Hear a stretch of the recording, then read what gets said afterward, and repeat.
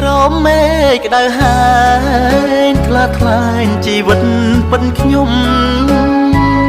កម្មករសំណងម៉ែអើយក្រោកតាំងម៉ោង5ដឹងទូរស័ព្ទរោព្រោះខ្លាចធ្វើការមិនទាន់ដីខ្សាច់ឥតនឹងស៊ីម៉ងកំបោដៃជ្រុងគឺជាមិត្តខ្ញុំមេជាដំបូលគ្មានទេពីងត្អូនថាក្តៅកុំឡើងជាផ្លូវលើកដាក់លីសែងគ្រប់យ៉ាងរុំតែគ្រួសារពុកម៉ែកូនអាចធ្វើបានប្រឹងហូបចុកឲ្យគ្រាន់យំកម្លាំងធ្វើការថ្ងៃស្អែកខ្ញុំគឺជាកម្មករធ្វើការសំណងខោអាជាប់ខ្លួនប្រឡាំងញើជោគរាល់ថ្ងៃ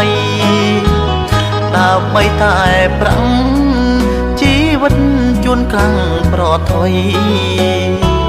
ព្រោះថ្នាំងកើតផុយតែត្រូវជំនះគ្រប់យ៉ាងយើងក្រគ្មានអ្វីសំអាងប្រាថ្នាចង់បានទៅប្រឹងតស៊ូកម្មករសំណងធ្វើការដោយចិត្តស្មោះសរដេញឈ្មោះមិនល្អក្រុមគ្នាមិនឲ្យដំឡៃ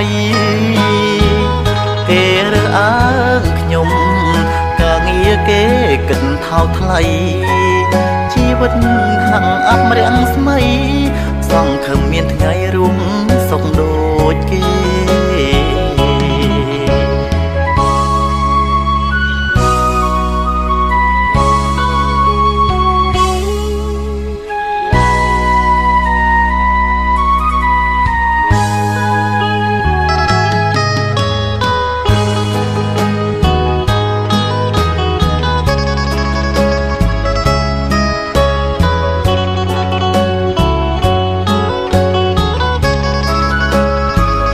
កម្មករសំណង